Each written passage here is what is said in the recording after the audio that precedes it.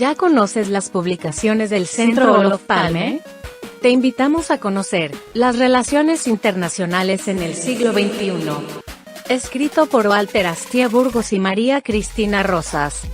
En 15 capítulos aprenderás sobre todo lo relacionado entre relaciones internacionales e historia, guerra y paz, geopolítica, teoría, derecho internacional, política exterior, diplomacia, negociaciones internacionales, tratados internacionales, organismos internacionales y muchos temas más.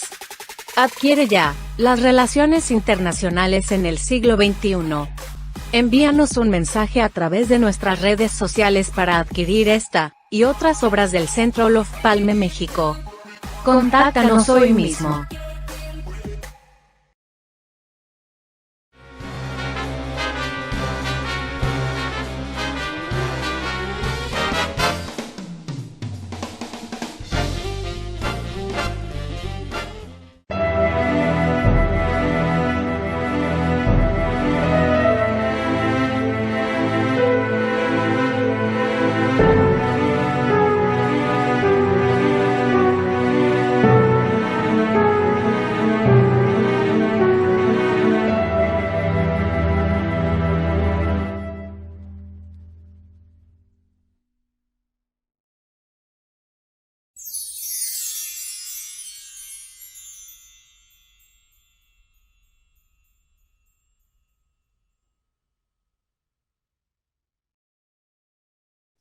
Muy buenas tardes, sean todas, todos bienvenidos, bienvenidas a una emisión más de Una Tarde con este programa que produce el Centro Olof Palme México desde la Ciudad de México, y en esta oportunidad pues tenemos un invitado de lujo, el doctor Adalberto Noyola Robles, director de la UNAM China, recordando a nuestro auditorio, a quienes nos han seguido en estas transmisiones, que estamos en el marco del 50º aniversario de las relaciones diplomáticas entre México y China, y pues este contexto también hace muy atractiva esta entrevista. Quiero agradecerle al doctor Noyola, por supuesto, la gentileza de su tiempo y que haya aceptado esta entrevista, y pues mucho gusto, doctor, bienvenido.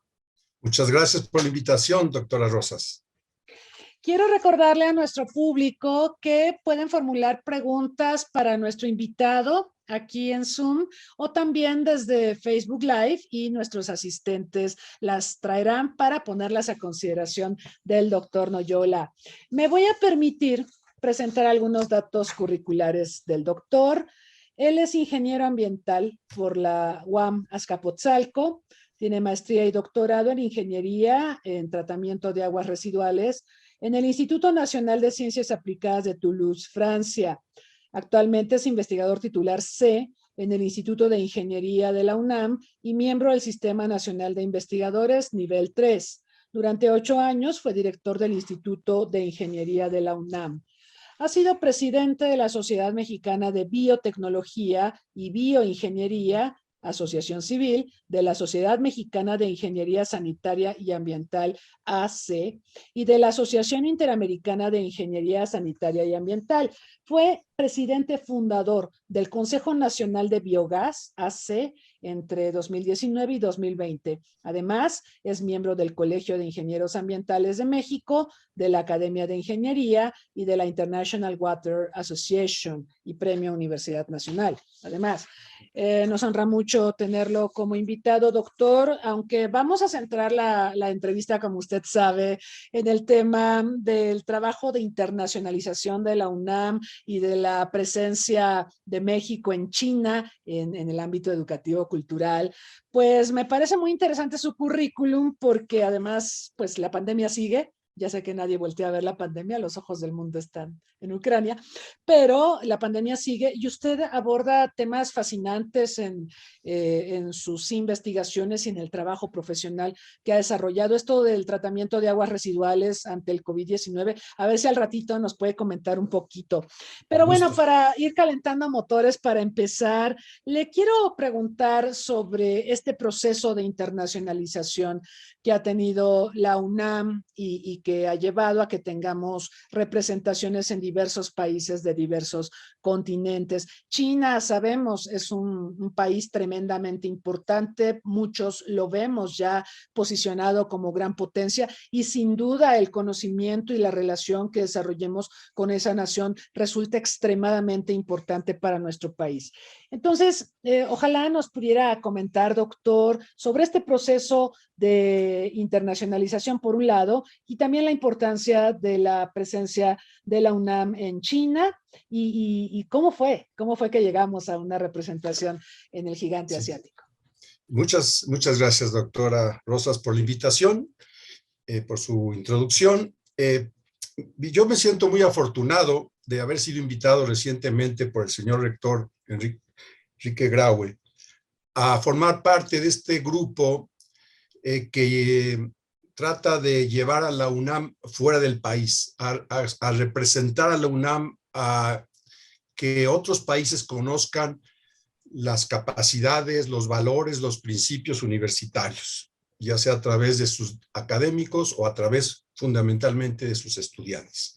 Entonces, repito, me siento muy afortunado porque yo ocupo este cargo recientemente, solo tengo 2 meses. Empecé el 1 de enero de este año, después de una larga carrera de investigación que usted ya mencionó, 35 años de antigüedad en el Instituto de Ingeniería. Tengo la fortuna, pues, de incursionar en este aspecto de apoyar la internacionalización de la UNAM. La internacionalización de la UNAM, pues, es tan vieja prácticamente como la Universidad Nacional de México, fundada en 1910. El primer, digamos, acción concreta se da en 1944, fíjese usted, con una escuela de extensión en San Antonio para enseñar el español, la cultura mexicana, así lo entiendo yo, a hijos de migrantes que no querían perder sus raíces. Entonces, ahí fue la primera semilla. Que pasaron muchos años después. He de decir antes que Vasconcelos, el rector Vasconcelos, en 1920 y tantos, crea la escuela de verano para recibir a extranjeros durante el verano para aprender español y cultura mexicana. Entonces, realmente el Centro de Enseñanza para Extranjeros, el CEPE, que usted conoce, muy reputado en su enseñanza del español a extranjeros y de la cultura mexicana, cumplió 100 años el año pasado. Entonces, 1921, el rector Vasconcelos crea esta escuela de verano. Ese es el antecedente primero de la internacionalización de la UNAM. Después ya vinieron varias acciones, otras escuelas de extensión, como fue en Canadá, Chicago, y los centros, estos son escuelas de extensión, es decir, ahí se enseña español, cultura mexicana, cultura latinoamericana inclusive, pero tienen una estructura de alumnos, hay profesores, hay una carga académica, hay un cuerpo docente, etc. Son relativamente grandes. Los centros de estudios mexicanos son mucho más pequeños. Típicamente es un director y 2 apoyos, eso sí, muy profesionales, muy compenetrados, muy eficientes, que hacen un equipo de 3, 4 personas. Y son oficinas, digamos, de representación de la UNAM, en donde lo que tratan es vincular. Lo fundamental de la internacionalización en la UNAM es lograr vínculos, colaboraciones, movilidad, intercambio de sus académicos y de sus alumnos con las universidades e instituciones de educación superior de ese país.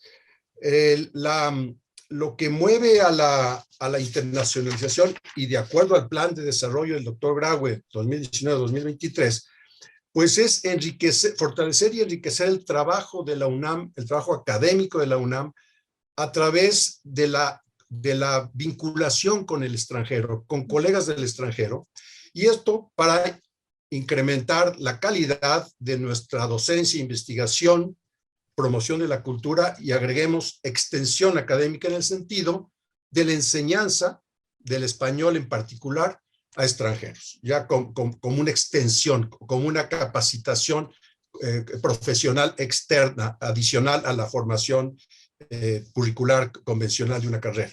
Digamos que trataría así de englobar rápidamente la importancia de la internacionalización y por qué la UNAM ha invertido recursos en los centros de enseñanza, centros de estudios mexicanos, que tal vez posteriormente platicaremos dónde se encuentran, porque en total somos 13, junto con las escuelas de extensión. Es una importante presencia mundial, creo yo.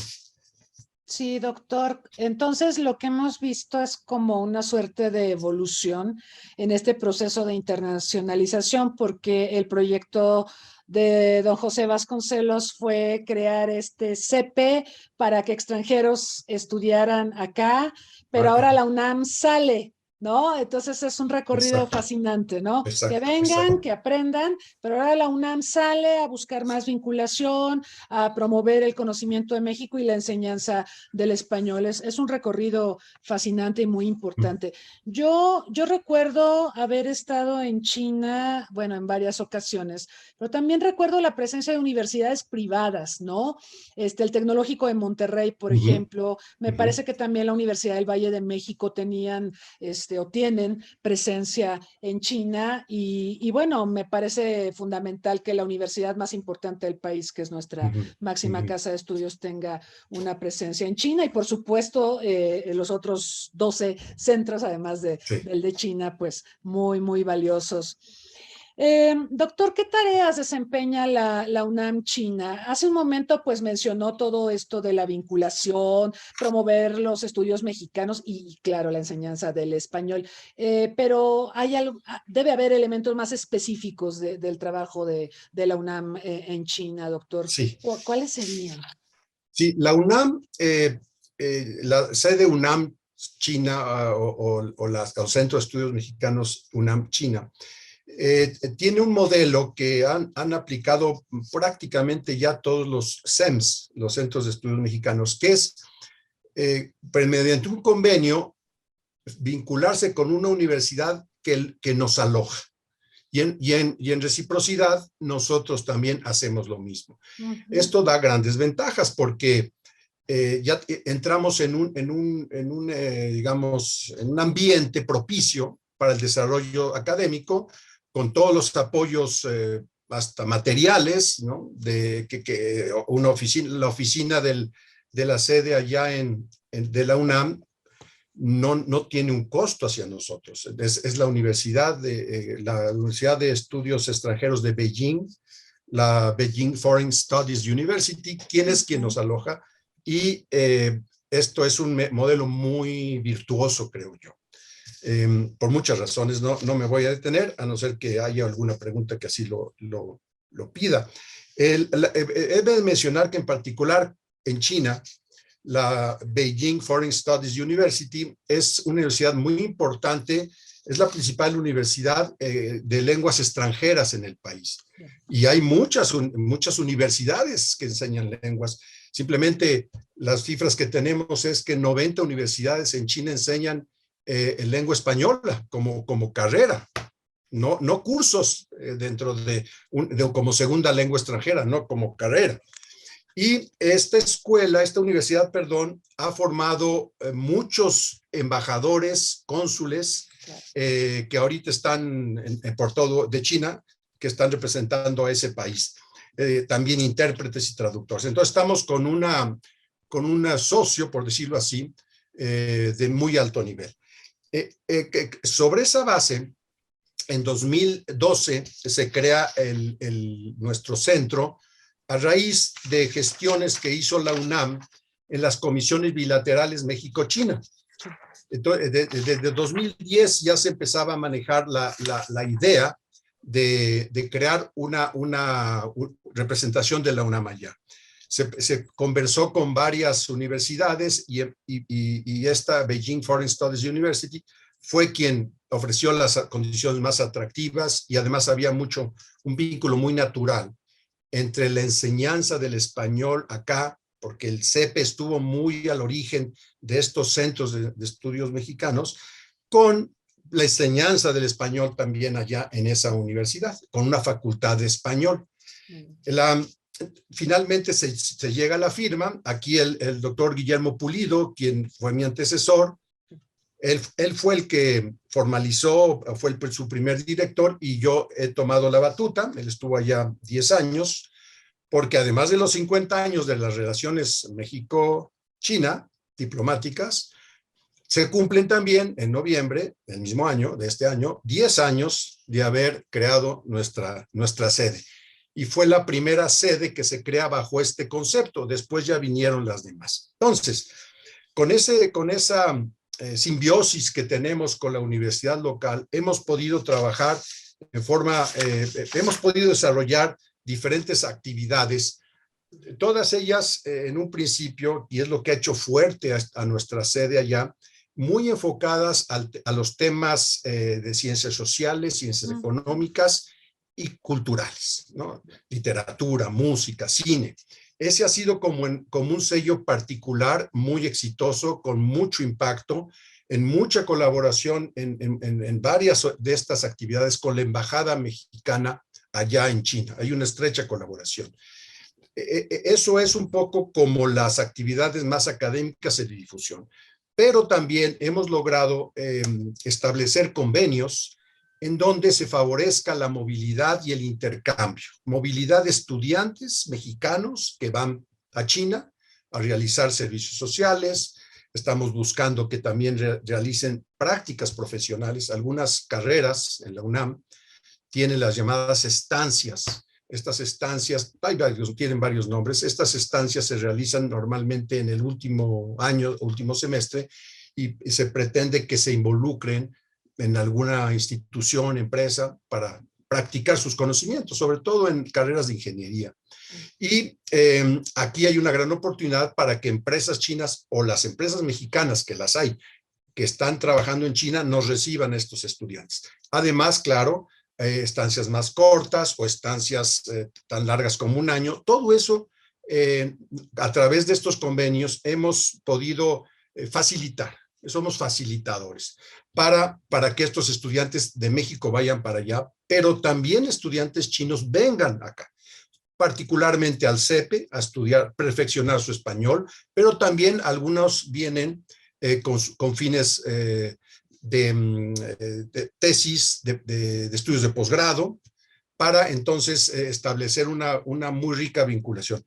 Esto se logra gracias a los apoyos que la propia UNAM tiene en sus programas de becas y movilidad, pero también menciono lo que la Fundación UNAM también ha contribuido, que es cada vez, estamos viendo más su apoyo, no solamente para el CEM China, obviamente, sino para todos los esfuerzos de movilidad de la UNAM que van en serio. Fíjese, doctor, ahorita que lo escuchaba, me acordaba de la entrevista que tuvimos con Arturo Mendoza, el director del Centro de Estudios Mexicanos en Sudáfrica, en la Universidad de Wits, donde estudió Mandela, me parece, o trabajó Mandela. No, estudió ahí también. Bueno, nos comentaba él uno de los retos ahora con la pandemia, el tema de la movilidad, que se ha visto, pues, francamente, muy afectado. Claro. Yo le quiero preguntar, ¿cuál sería la estrategia para reactivar la movilidad? Todavía no salimos de pandemia. La realidad es que yo veo notas por todos lados y escucho a las personas, vecinos, que dicen, ya está, ya la hicimos, ya acabamos con ese bicho. No es cierto. No. No, para nada, hay que tener cuidado. Pero a ver, doctor, el tema de la movilidad que se vio tan impactado negativamente por la pandemia, ¿cuál sería la estrategia para irlo retomando? Ay, yo diría que la movilidad, lo rico de la movilidad, obviamente es el conocimiento, el estudio, pero es la vivencia. La vivencia en un país extranjero, con otras costumbres, con otras personas, con otro ambiente. Desafortunadamente, eso solo puede ser presencial. Ahí el Zoom no funciona. Entonces, sí se pueden hacer acciones, digamos, que asemejen la movilidad. Como, por ejemplo, un estudiante y sucedió cuando se nos vino la pandemia. Estudiantes que tenían todos sus planes establecidos se vieron truncados por la prohibición, ¿no? de movimiento de viajes internacionales, inclusive en el interior del país. Ellos lograron sacar su proyecto, pero por vía remota. Por ejemplo, mire, tengo un ejemplo.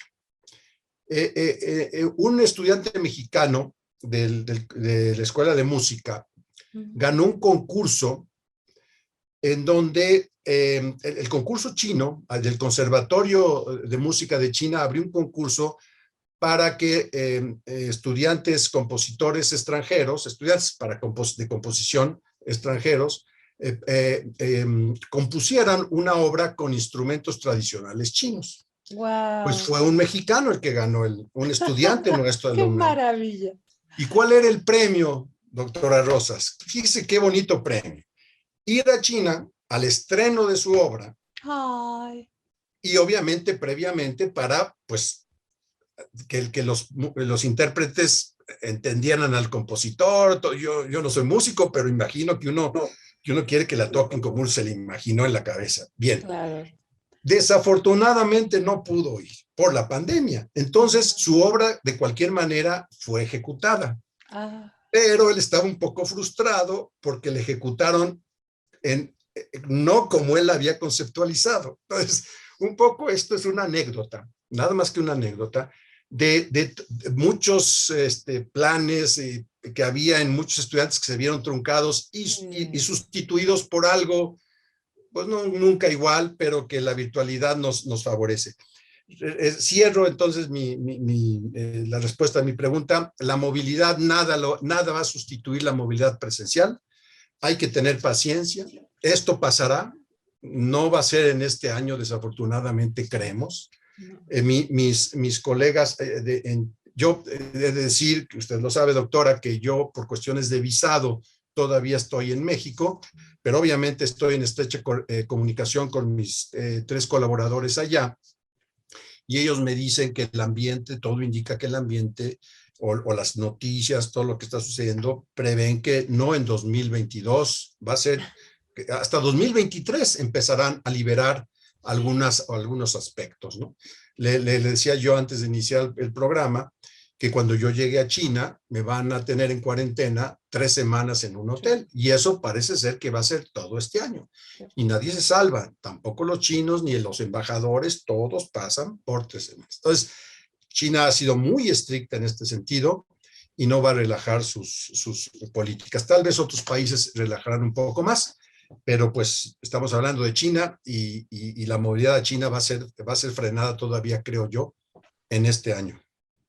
Va a tomar un tiempo. Sí, fíjese que China tuvo esta experiencia del primer SARS en 2002, 2003, lo manejó muy mal. Entonces, por eso ahora vemos medidas tan estrictas. Yo recuerdo que ahora en la inauguración de las Olimpiadas de Beijing 2022 se quejaban muchos atletas. Es que nos hicieron venir antes, es que nos tuvieron 3 semanas en cuarentena, es que son medidas draconianas. Pues sí, pero son las decisiones que toma un país soberano como China, porque realmente sí ha tenido una experiencia muy terrible.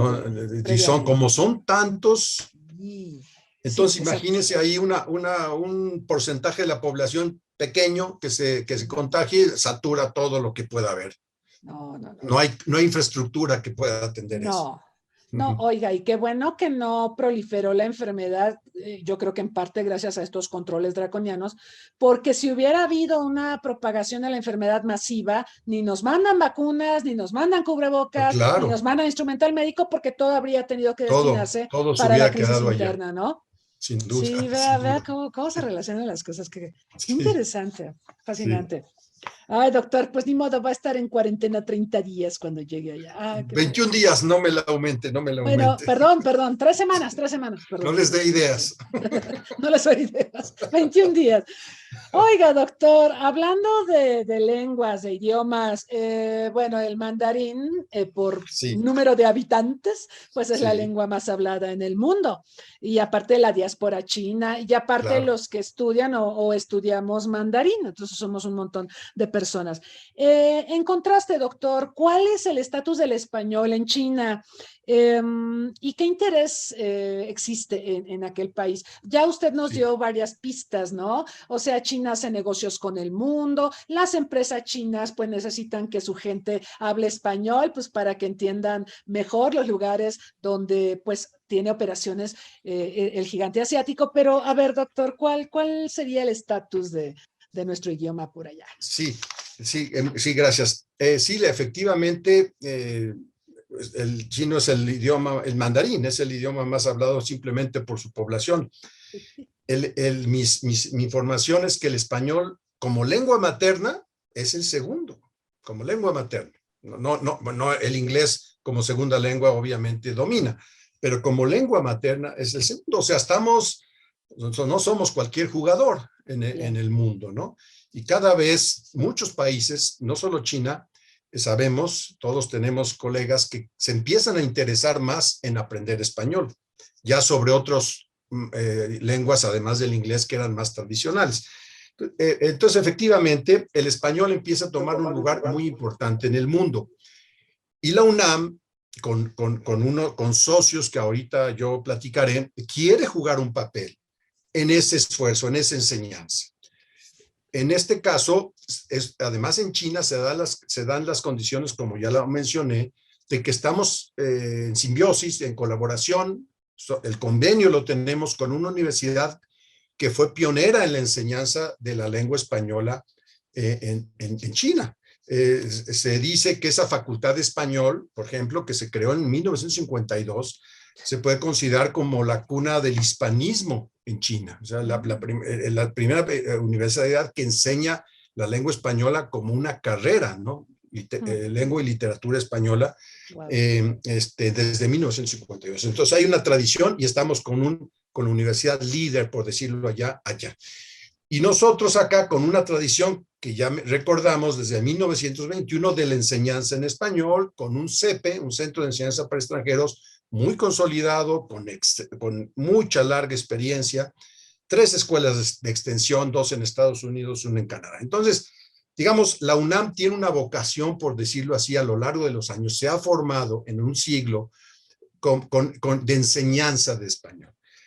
Los chinos, en general, voy a hablar en términos generales, tal vez no el chino campesino, ¿verdad? Pero sí el chino de la ciudad, el chino que tiene unos estudios, que está involucrado en la globalidad, pues necesita aprender idiomas, porque él sabe que el chino difícilmente lo va a aprender su contraparte en un país extranjero donde él va a ir a hacer negocios, donde va a ir a hacer alguna actividad. Y las empresas chinas, usted sabe, por la segunda economía del mundo, pues están muy dinámicas, están llegando a otros países, no solo con capital, sino con tecnología, con know-how. Entonces, es una fuerza muy importante, una fuerza humana que viene atrás, que necesita aprender idiomas. Y América Latina en particular, es un continente muy atractivo, un subcontinente muy atractivo para ellos, por muchas razones. Proveedor de materias primas, receptor de tecnología, colaboración en diferentes grandes proyectos de infraestructura, etc. Por lo tanto, el español vemos que ha incrementado mucho el interés por esta lengua en los estudiantes chinos. Nosotros como UNAM, el CEPE a la cabeza, participa, tal vez usted haya escuchado, del Servicio Internacional de Evaluación de la Lengua Española, el CIELE. Sí. Es una especie de sistema que certifica su nivel de español y es una muy interesante iniciativa multinacional. Está el Instituto Cervantes de España, ya con mucho tiempo enseñando español en muchas partes del mundo. Nuestra UNAM, está la Universidad de Salamanca en España también y la Universidad de Buenos Aires. Somos los socios de ese servicio y ese servicio cada vez empieza a ganar reputación en el mundo para certificarse en el dominio de la lengua española. Nosotros allí en todos los centros de estudios mexicanos promueven este servicio para que cada vez más estudiantes de español extranjeros vayan a él y lo utilicen para certificarse. ¿Cómo lo pueden utilizar? Con exámenes presenciales, pero también con plataformas en línea. Entonces, esto hace que la presencia de este conglomerado, de este consorcio, sea cada vez más importante en el mundo, en el extranjero, para los estudiantes de español. El CIEL, como sus siglas, deberá seguir creciendo, yo diría particularmente en China, por la población que tiene ese país y el enorme interés que está despertando el español, el conocer español simplemente con fines profesionales. Así es, así es. Sí, antes parecía que el aprendizaje de idiomas era algo lúdico, que yo sé que hay gente que lo hace también por fines lúdicos, pero lo cierto es que en estos tiempos es una necesidad, doctor.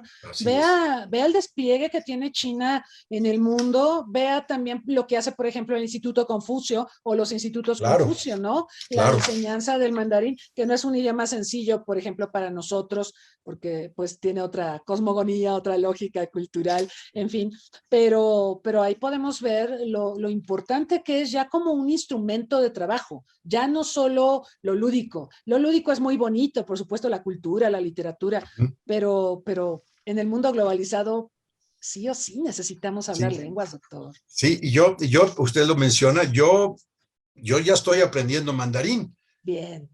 De cero, pero es es fascinante, es otra cosa, es otra forma, y yo sí llevo dentro de mis objetivos no aislarme. Tengo dos colegas, dos mexicanos que están trabajando en el centro allá en Beijing, son mexicanos, dominan muy bien. el chino. Es impresionante. No voy a llegar a esos niveles, pero sí quiero aprovechar esta gran oportunidad, como dije, de estar ahí algunos años para traerme ese conocimiento, porque es realmente fascinante. Siempre fue tan extraño, ¿no? Tan lejos. Cuando uno empieza a entrar y le empieza a encontrar una lógica, una muy simple lógica, y una escritura también que tiene algo de artístico y simbólico, mucho de simbólico. Entonces es totalmente diferente a lo que conocemos y por lo tanto muy interesante y retador. Es fascinante. Yo las primeras veces que fui a China, pues necesitaba un intérprete y eso me frustraba mucho, ¿no? Porque nunca es como hablar con la persona. Además, cómo les gusta que nos esforcemos por hablar su lengua. Yo he participado en varios congresos y me daban premios, ¿no? Me decían, ay, pues la vamos a llevar a conocer panditas y la vamos a llevar aquí y acá, porque si nosotros apreciamos realmente el esfuerzo que les representa aprender nuestra lengua, porque es otra cosmogonía, otra visión del mundo, otra lógica, nada que ver con lenguas romances, por ejemplo, ¿no? No, nada. Pero, digo, yo todavía lo sigo estudiando, yo hablo japonés, por ejemplo. Miren ayuda un poco eso, ayuda un poco.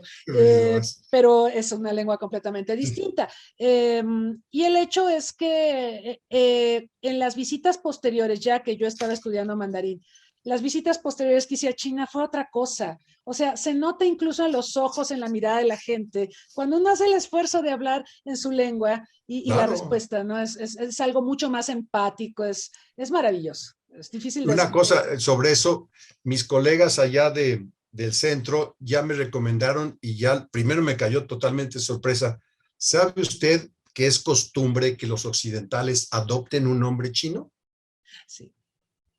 Fíjese nomás, ¿cómo que un nombre chino? Pues sí, un nombre chino y no la traducción fonética en caracteres de mi nombre. Adalberto es un nombre impronunciable allá, es totalmente extraño, absolutamente.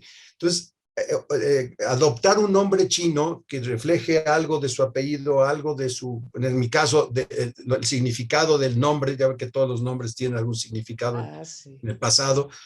Entonces yo ya tengo un nombre chino que usaré en mis tarjetas. De un lado será en inglés y en otro lado será en chino. Entonces yo voy a acostumbrarme a un nuevo nombre. Entonces otra cosa que me pareció muy interesante. Y también ellos, doctor, ellos también adoptan nombres cristianos, ¿sí? ¿Se puede decir? Sí, así es. Porque ellos saben que también para nosotros es muy complicado, hay nombres, así como dijo usted que Adalberto es impronunciable, hay nombres de ellos que son impronunciables para nosotros. Entonces, es parte de esta necesidad de comunicarnos, ¿no? Y de adaptarse al país donde uno está. efectivamente, y eso es una experiencia formidable. Sí. Doctor, ¿cómo valoraría usted el proceso de internacionalización de la UNAM? Y se lo pregunto porque conversando también con el doctor Mendoza de la UNAM Sudáfrica, Sí. surgieron preguntas del público, ahorita ya vi un par, pero no es esta pregunta, respecto a si había planes, yo sé que la situación económica nacional y bueno, internacional es complicada, pero preguntaban si había planes para ampliar esta internacionalización a, por ejemplo, no sé, países árabes, qué sé yo, Rusia, por ejemplo, porque hablando con la embajadora Pensado, cuando Sí, estaba sí. allá, porque ya la nombraron embajadora en Dinamarca, nos decía que el trabajo de enseñanza del español básicamente reposa en el Instituto Cervantes, que usted mencionó, pero yo pensaba, bueno, pero el español y Rusia, y digo, normalmente hemos sido amigos, ahorita pues estamos un poquito preocupados por lo que pasa, Sí. pero doctora, ¿sabe usted de planes para ampliar la internacionalización de la UNAM? Tal vez no sea el mejor momento, pero Sí, no sé si tiene sí. información al respecto. Bien, no estoy totalmente enterado de las últimas decisiones. Le voy a dar una opinión mía.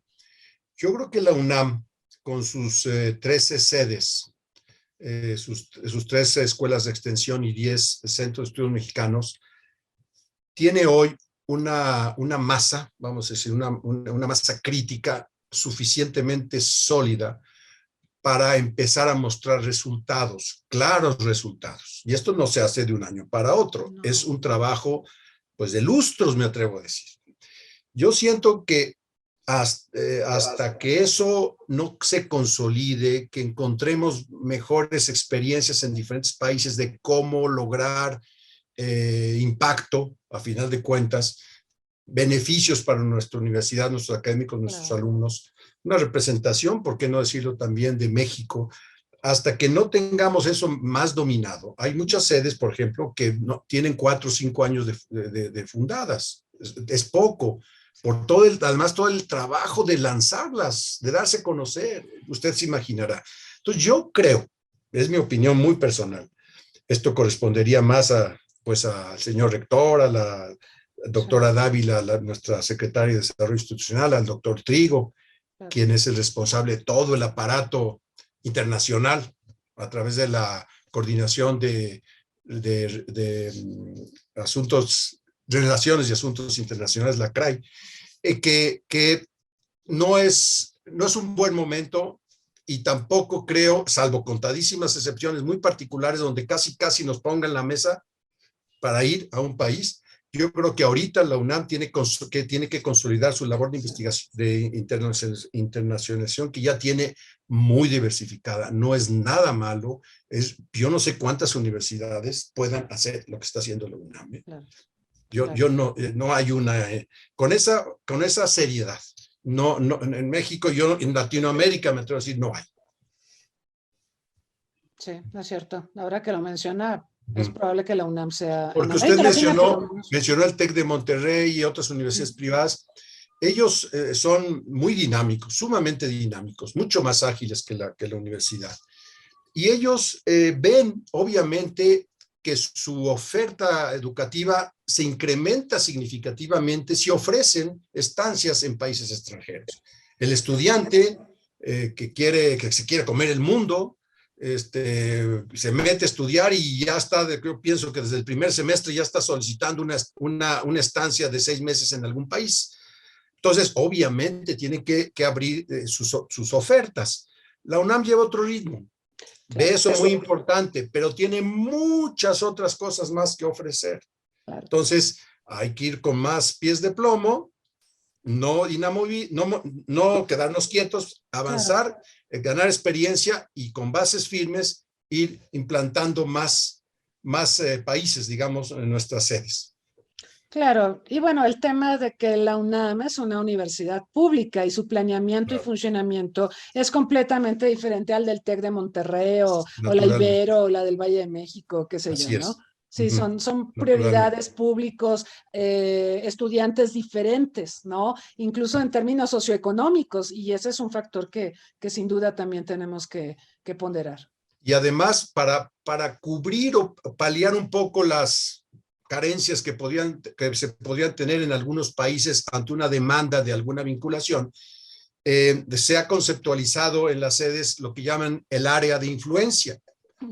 El área de influencia son algunos países que geográficamente o culturalmente son cercanos al país donde está la sede.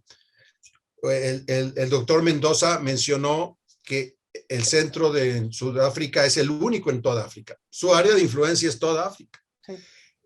China es el único en toda Asia, más Oceanía.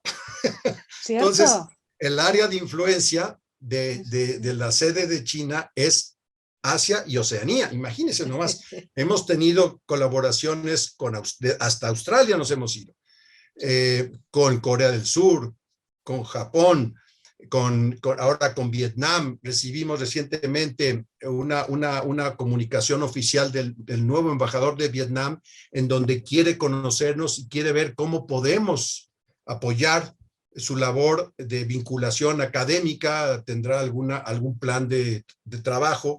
Entonces, imagínense, es enorme. Entonces, y si nos vamos a ir de pronto un poco como golosinas, poniendo sedes por todos lados, pues no creo que no es una buena estrategia. Hay que consolidar y poco a poco seguir creciendo, si así se justifica. Estoy de acuerdo. Entonces, doctor, le espera un trabajal, porque pues imagínese el área de influencia de la UNAM. O sea, todos los estados asiáticos, más aparte de los de Oceanía, wow, sí es un trabajal, ¿eh, doctor? Sí, no, y luego además, ahorita si tengo oportunidad de platicarle un poco las ideas que traemos para darle dinamismo, pues sí, pues es un reto. Habrá que ir por partes y en función de las capacidades que tengamos, ¿no? Ser selectivos. Claro. Ser selectivos, claro, porque a veces son tantas las cosas, pero no las podemos hacer todas, entonces tenemos que priorizar también en función también de los recursos de que disponemos, humanos y materiales, y todo esto. Oiga, doctor, le preguntan si el CIELE opera como el TOEFL.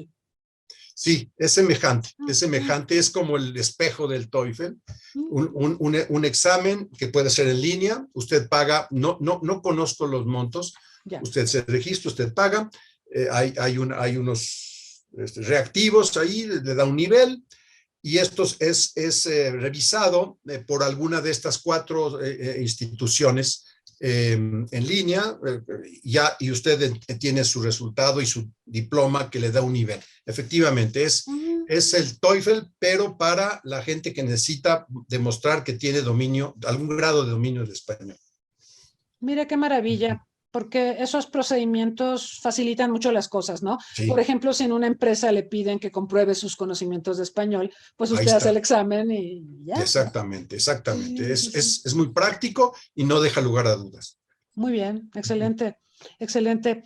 Oiga, doctor, ahora que habló de los planes, acá le preguntan, dicen que cuando una persona llega como responsable de alguna entidad, generalmente tiene un plan de trabajo, y preguntan si nos puede platicar un poquito de las ideas y de los planes de trabajo que tiene contemplados ahora en China. Bueno, mire, aquí yo llego con una ventaja, que llego a una oficina, a un centro de estudios mexicanos caminando, con muy buena dinámica, muy buen ambiente humano, gente muy responsable, muy comprometida, muy ya involucrada con el país, con cómo funciona el país. Yo llego, eso es una enorme ventaja y me da mucha tranquilidad.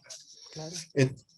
Entonces, un principal objetivo es, usted va a estar de acuerdo conmigo, si las cosas están caminando, no las muevas, síguele. Vamos bien, vamos a fortalecer estos aspectos para que eso que ha dado un nombre al SEM China continúe produciendo y continúe consolidándose. Me refiero a todos los aspectos culturales, que puede ser literatura. Hemos editado libros, hay cosas muy interesantes con la Dirección de Literatura aquí de la UNAM, y la contraparte china. Tenemos seminarios por ejemplo, con la Academia de Ciencias Sociales de China, en colaboración con el Colegio de México. Otro seminario, son bianuales, toca ahora, con el Instituto Chino de Investigaciones de Relaciones Internacionales Contemporáneas. Claro. Sí, sí. Fue un festival de cine mexicano cada año, música. Hay una gran diversidad. Entonces, hay fortalecer eso. Tratar de hacer que los estudiantes y los académicos también de la UNAM, yo le pondría así el término porque me pasó a mí, que le pierdan el miedo a China. Yo creo que muchos estudiantes no ven a China como un potencial lugar para ir a hacer alguna actividad académica. Ven más hacia el norte o hacia allá, que es nororiente, hacia Europa. Pero para el noroccidente, noroeste no ven. Es cierto. Entonces, pero cuando usted le pierde el miedo a China, tal vez a usted le pasó con Japón, porque es otra cultura también muy diferente, ve la enormidad de oportunidades que hay. Bueno, entonces, tratar de hacer que los estudiantes mexicanos de la UNAM le pierdan el miedo a China para que cada vez más soliciten venir para acá y con eso enriquecer. Y también, obviamente, recibir a los estudiantes chinos para que la interculturalidad se dé. Y otro aspecto que que tengo el pleno acuerdo y hasta el mandato, por decirlo así, de mis superiores, es algo que también por lo que hay que ser selectivos, no se podía hacer, es empezar a abrir toda el área de ciencia y tecnología, que no existe realmente una actividad formal en la sede. Y en ciencia y tecnología, China tiene enormidades de cosas que ofrecer en colaboración con los académicos de la UNAM. Claro. China ahora es una potencia científica. Sí. Es impresionante lo que han hecho en los últimos 25 años. Sí. Que los académicos mexicanos, yo soy académico de la UNAM, no hayamos volteado a ver las oportunidades allá, no lo entiendo. Por lo tanto, me toca a mí, conociendo cómo somos los académicos, sobre todo los de ingeniería, ciencia, acá en la UNAM, cómo hacerle atractivo, cómo facilitarles las posibilidades. Ya hay colaboración, pero es casi que individual, sin una formalización. No siempre es necesaria la formalización, pero muchas veces ayuda a fortalecer y hacer más amplias estos esfuerzos. Entonces, un plan concreto es, así como somos exitosos, tenemos un impacto ya con 150,000, la numeralia dice que 150,000, más de 150,000 a lo largo de estos 10 años, personas han asistido de alguna otra forma a nuestros eventos, más enfocados a lo que digo, a la cultura, a lo social, a lo económico. Abramos el flanco ciencia y tecnología, que es enorme. Y ahí el problema es empezar a seleccionar con qué universidades empezamos. Sí. Hay muchas universidades de muy, muy alto nivel que podrían colaborar con nosotros. Hemos identificado a la Universidad de Tsinghua como que está en Beijing, es la número 1 en ingeniería en China, con la cual ya tenemos un convenio. Pues vamos a hacer lo que trabaje más ese convenio, por decir una en particular, ¿no? Estamos firmando un convenio ahora en marzo con la Universidad Tecnológica de Dongguan, en la provincia de Guangdong, Cantón, allá al sur. Sí. Y este convenio, por ejemplo, es muy beneficioso para nosotros porque es de movilidad estudiantil de México hacia allá. En estudiantes de doctorado que cursarán 2 años del doctorado allá en China, con beca, pero inscritos acá en la UNAM, y simplemente lo que se pide es una codirección del colega chino y del colega mexicano. Entonces, esto puede ser muy atractivo para un estudiante de doctorado que vaya a pasar 2 años en un ambiente de alta tecnología, claro, y con toda la vivencia que esto le va a representar. Ya estamos a punto de firmarlo. Qué maravilla. Y qué importante lo que menciona, doctor. Efectivamente, China es un gigante tecnológico, es potencia espacial. Yo veo lo que le tomó a la Unión Soviética y a Estados Unidos convertirse en potencias espaciales. Y estos señores lo hicieron en unos cuantos años, ya tienen su estación espacial, y aparte está lo del 5G y lo de sus satélites de la red Beidou, y todo esto es impresionante, impresionante. Yo creo que una alianza con ellos puede ayudarnos a progresar empezar a fortalecer muchas áreas que son importantes para el desarrollo nacional, doctor. Un dato rapidísimo, muy práctico. En 1986, China inaugura sus primeros 18 kilómetros de autopista. La primera autopista en China fue en 86 y fueron 80 kilómetros. Okay. En 2010-2012, fíjese, 2010-2012 ya tenía más kilómetros de autopistas que Estados Unidos, donde es el reino de la autopista. Es impresionante, y así hay muchas. Decían que, creo, China consume el 60% del cemento mundial, ¿no? Por todas las obras y el de acero, sobre todo en la primera década del siglo XX, creció casi al 10% anual. Sí. Cada año. Sí. Impresionante. Ya ahorita bajó un poquito, ¿verdad? Pero quienes hemos estado en China nos hemos dado cuenta de qué estamos hablando, ¿no? Entonces, por eso hay que perder el miedo a China y verlo como una gran oportunidad de colaboración.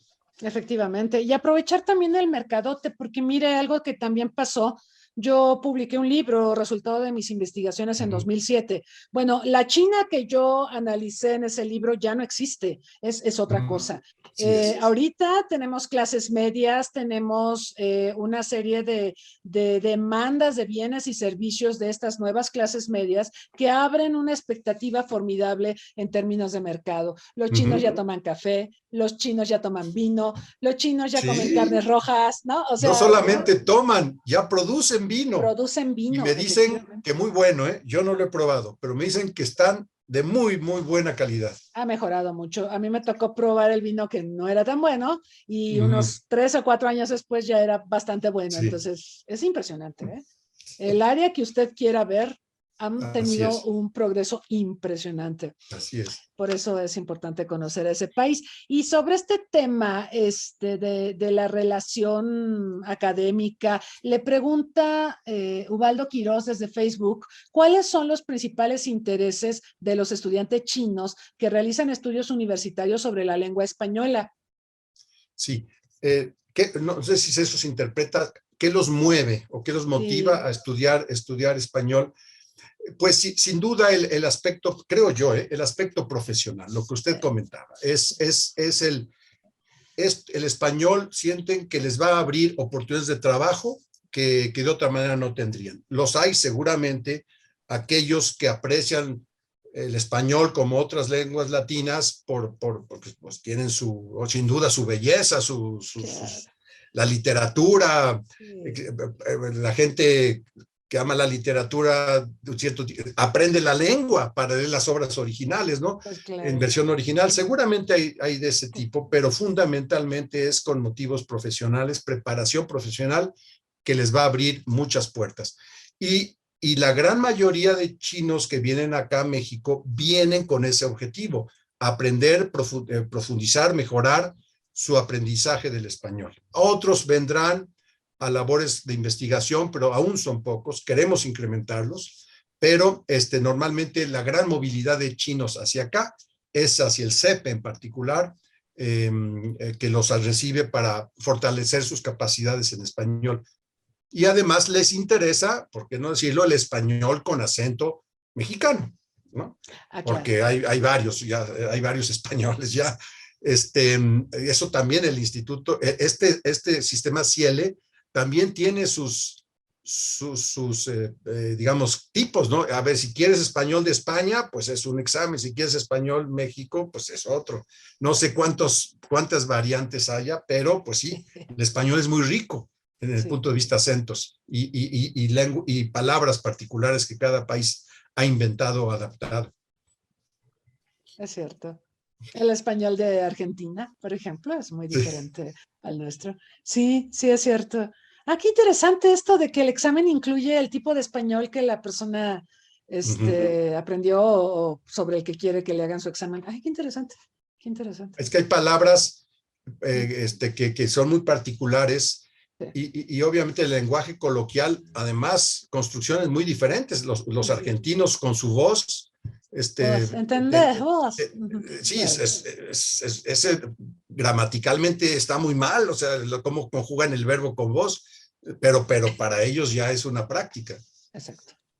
Como una vez yo estaba en Colombia, fui a desayunar y me dicen, ¿no quiere un tinto? Y yo dije, Ajá. ¿tinto? ¿A estas A horas? esta hora. Disculpe, ¿no es muy temprano para tomar vino tinto? ¿Y cómo le dio risa? No, dice, usted no Nos es de ha aquí, pasado ¿verdad?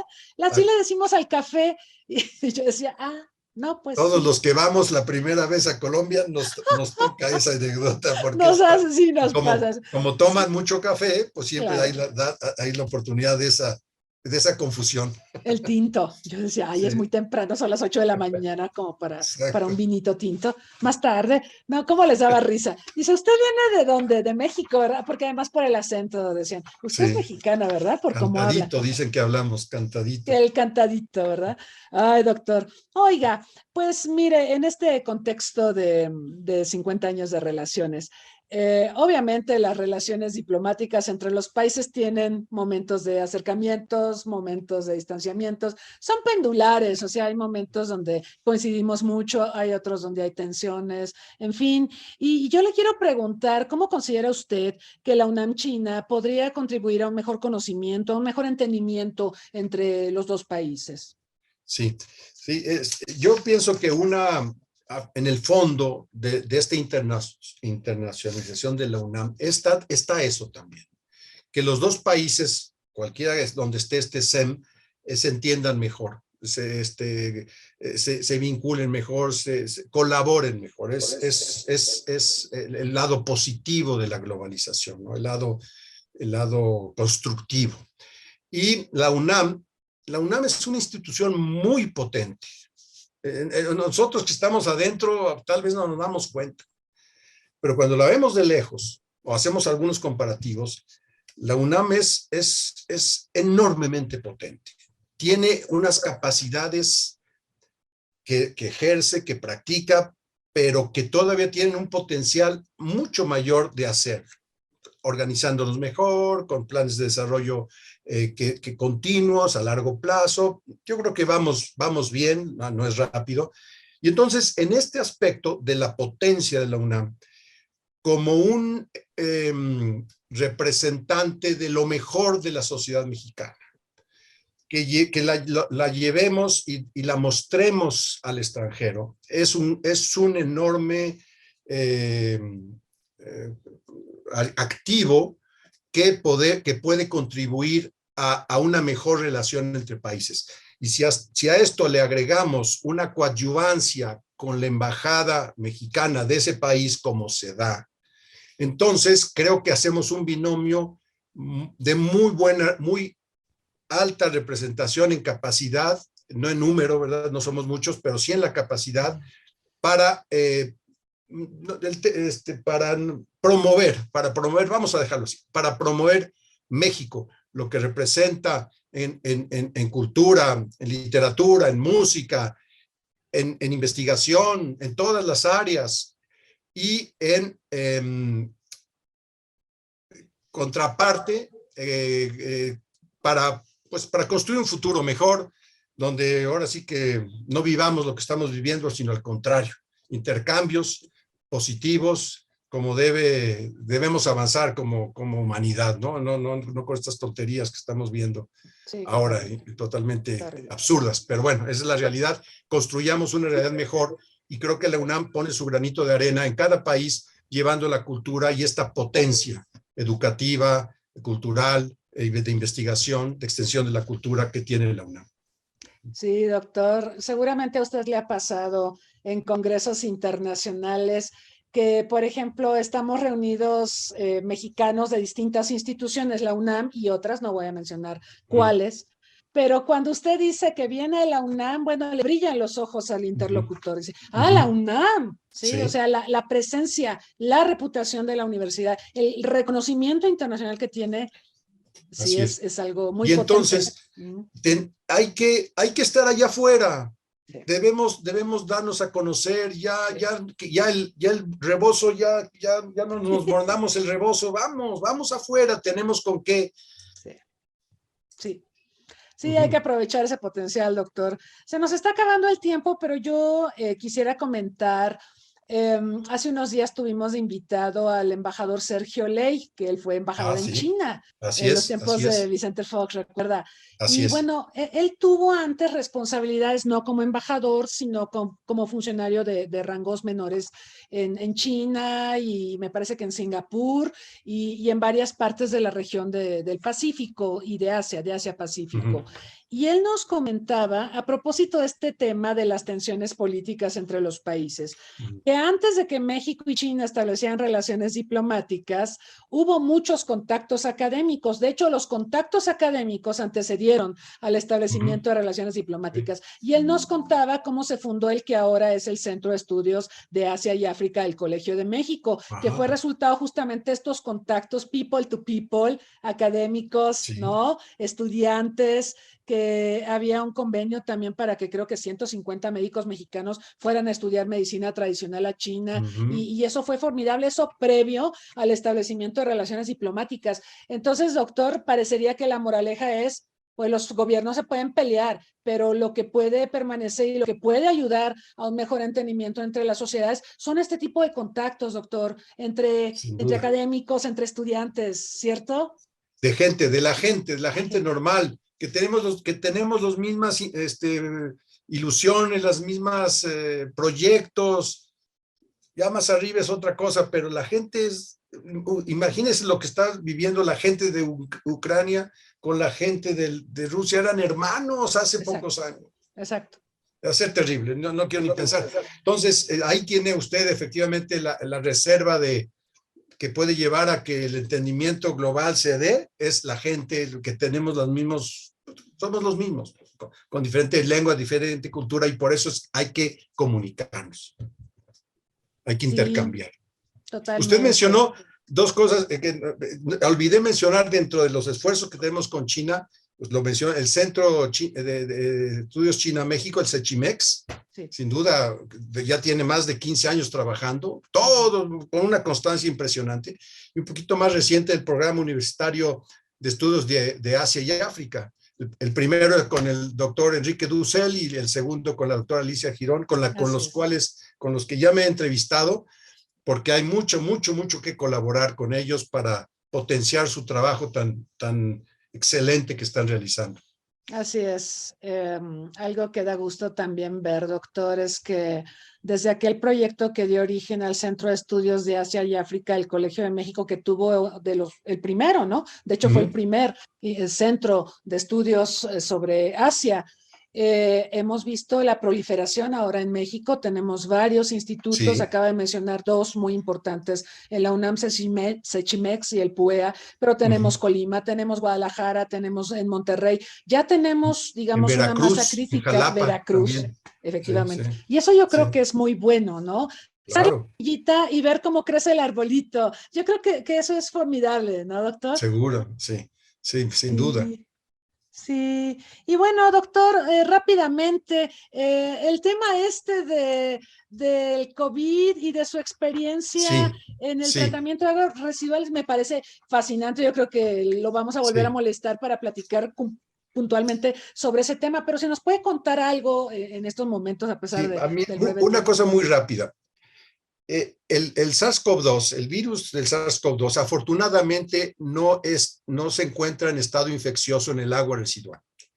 Sí hay restos, porque uno excreta, uno infectado excreta y va al drenaje.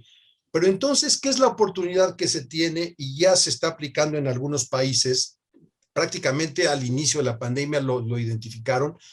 Podemos medir la dinámica de la infección o de cómo la enfermedad se mueve muestreando drenajes. Wow. Sin necesidad de ir a hacer las pruebas a las personas. Entonces, abarata muchísimo el seguimiento epidemiológico.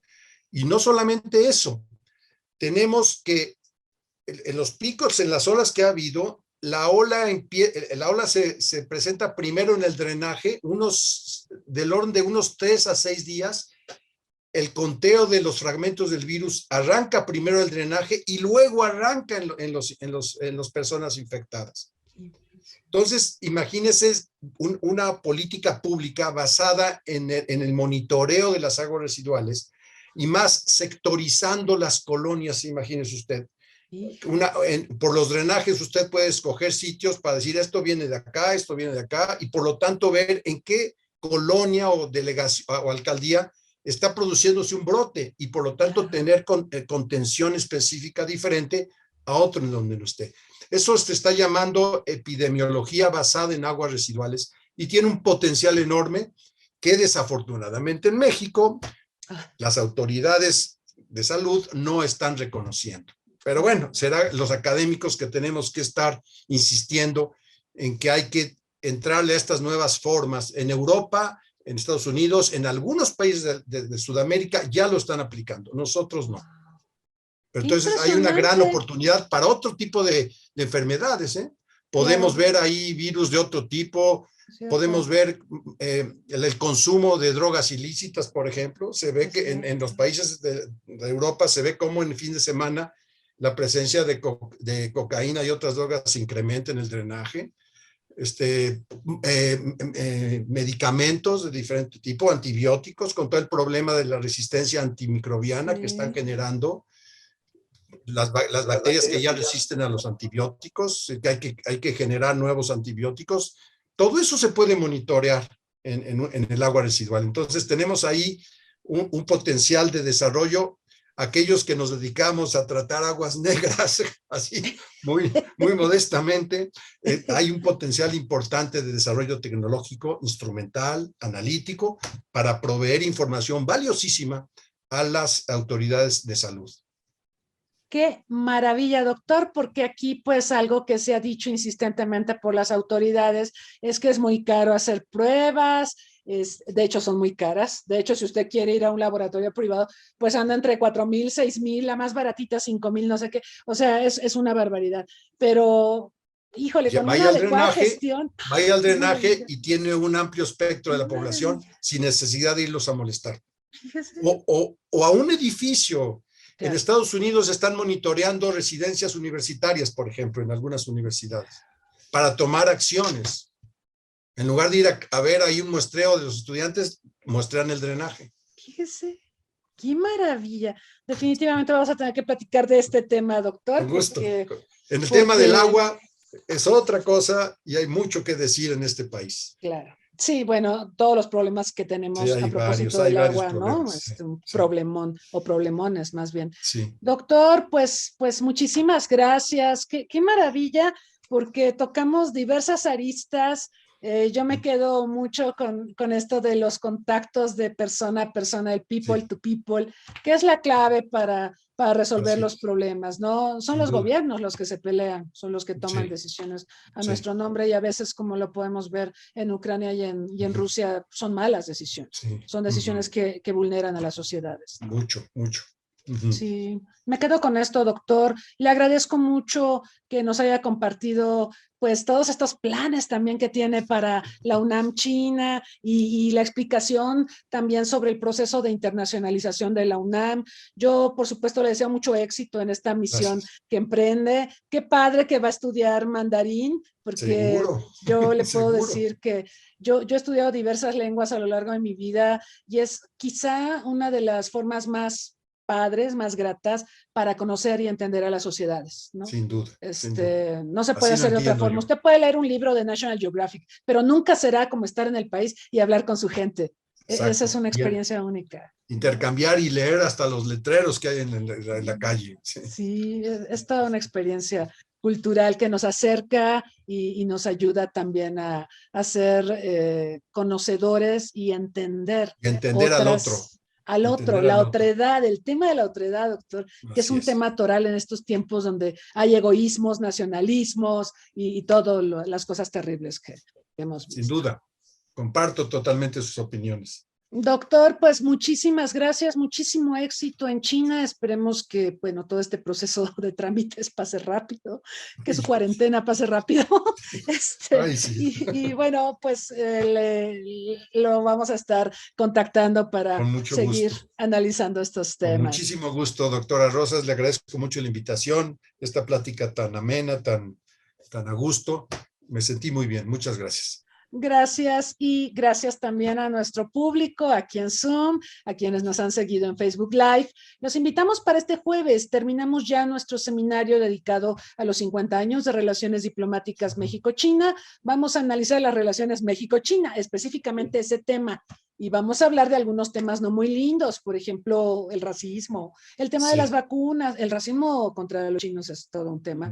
Vamos a tener algunos especialistas que hablarán de esto. A propósito de la otredad, de la tolerancia y de los derechos humanos, es algo que tenemos que hablar y analizarlo. Y también los invito el próximo martes. Yo sé que todo el mundo está preocupado por la guerra, pero estamos dejando de lado temas muy importantes y uno de ellos es el tema ambiental. Nos va a acompañar doña Julia Carabias Lillo, quien fuera secretaria del Medio Ambiente, la primera secretaria del Medio Ambiente que tuvo México. Va a estar con nosotros para hablar de la problemática ambiental y también para analizar la situación ambiental, la política ambiental del gobierno mexicano. Y yo digo, no se la pierdan porque ese es uno de los grandes temas. Ese tema, si no lo resolvemos, no vamos a salir adelante.